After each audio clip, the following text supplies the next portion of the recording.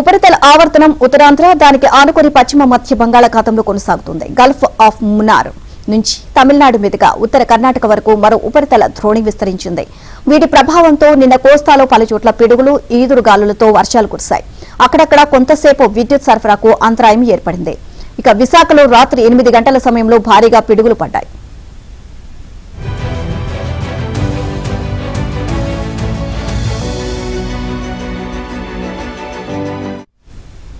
అనకాపల్లి జిల్లా వేచలంలో 40, పార్వతీపురం, మన్యం జిల్లా పెదమేరంగిలో 34 మిల్లీమీటర్ల వర్షపాతం నమోదైంది.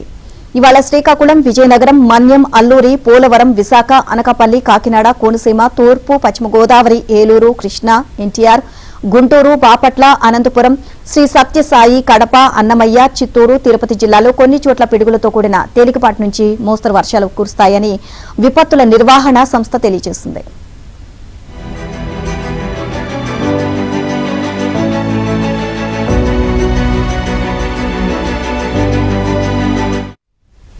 పల్నాడు, మార్కాపురం, ప్రకాశం, నెల్లూరు, కర్నూలు, నంద్యాల జిల్లాలో పిడుగులతో కూడిన తేలికపాటి వర్షాలు పడతాయని పేర్కొంది.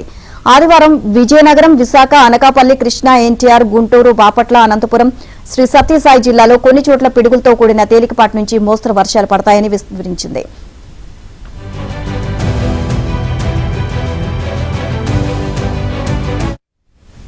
మరోవైపు ఈ అకాల వర్షం రైతుల ఆశలపై నీళ్లు చల్లింది. వడగళ్ల దెబ్బకు మామిడి, చీడి మామిడి, అరటి వంటి ఉద్యానవన పంటలకు నష్టం వాటిల్లింది.